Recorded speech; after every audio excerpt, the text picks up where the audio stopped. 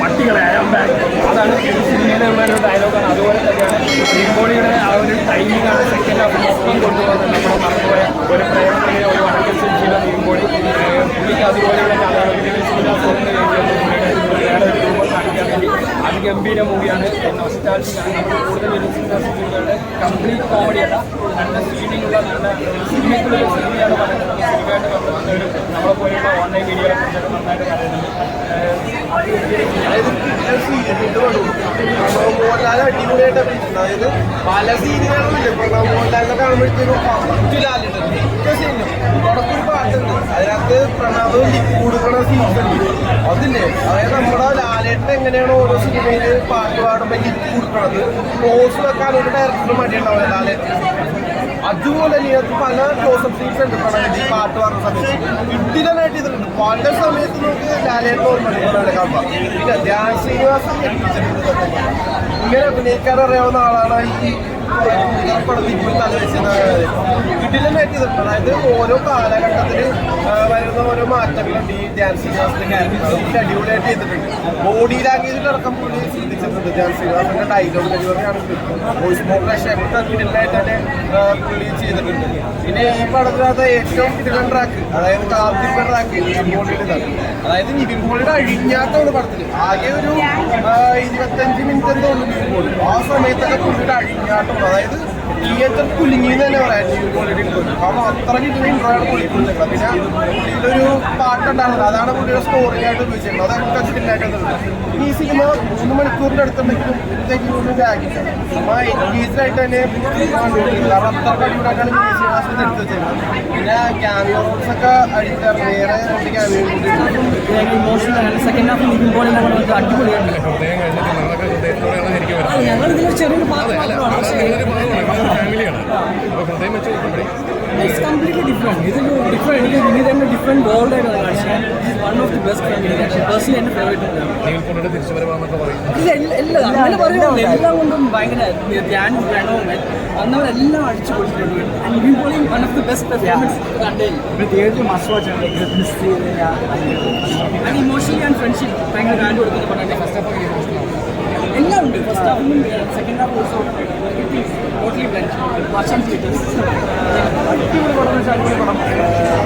നിവിൻ പോളി ആയാലും പ്രണവായാലും ധ്യാൻ ചേട്ടനായാലും വിജയനായാലും എല്ലാവരും ഇടയും വർക്കാണ്. തീർച്ചയായിട്ടും തിയേറ്ററിൽ കാണാൻ. പുതിയ മ്യൂസിക് ഡയറക്ടറും അദ്ദേഹത്തിനും അടിപൊളിയാണ്.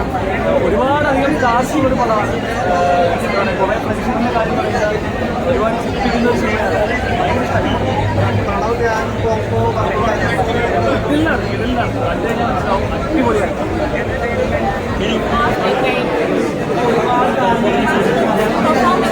Music best. Madhukadu, best songs. Nyabakam, music was Niviൻ Pauly. Thank you. Entertainment event.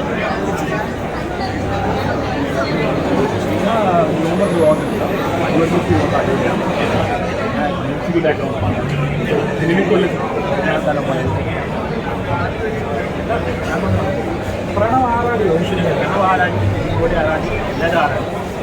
ആരെ ഏറ്റവും കൂടുതൽ ആറാടി? ഹാഫിൽ വേണം. രണ്ടാമത് നിവിൻ പോളി. നിവിൻ സെക്കൻഡ് ഹാഫിൽ വേണം.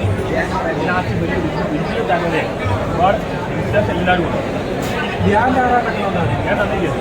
ഞാനും മോട്ടോ ഞാൻ വളരെ അത് ഓർമ്മ അവസാനം നമുക്കൊന്നല്ല ശരിക്കും മാസം ക്ലാസ് എല്ലാവരും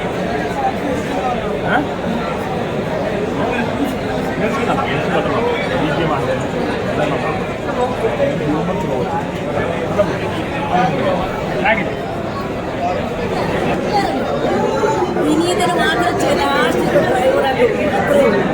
അമ്മയുടെ കണ്ണെവിടെയെങ്കിലും നിറഞ്ഞായിരുന്നോ കണ്ണെവിടെയെങ്കിലും നിറഞ്ഞായിരുന്നോ സിനിമ കണ്ടപ്പോൾ? അങ്ങനെ തോന്നിയില്ല. ഇതിനും ക്ലൈമാക്സ് കരയുന്ന ഒരുപാട് സീനുകൾ അത് നമുക്ക് എനിക്ക് തോന്നി. പ്രാർത്ഥിച്ചു ദൈവമേ ക്ലൈമാക്സ് സൂപ്പറാകണേ അകണേന്ന് ഒരു ബിൽഡിങ് നല്ല ട്രാജഡി അല്ലാതെ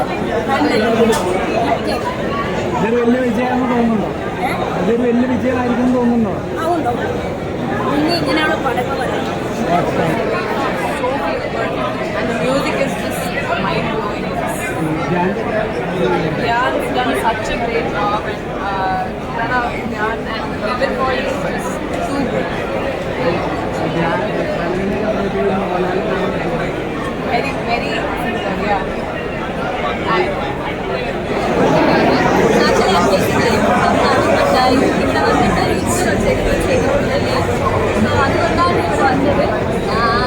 ആഡിയൻസോട് കണക്ട് ചെയ്യുമ്പോൾ ഇത് എമോഷണലായിട്ടും ഫണ്ണായിട്ടും நிறைய ഉണ്ട്.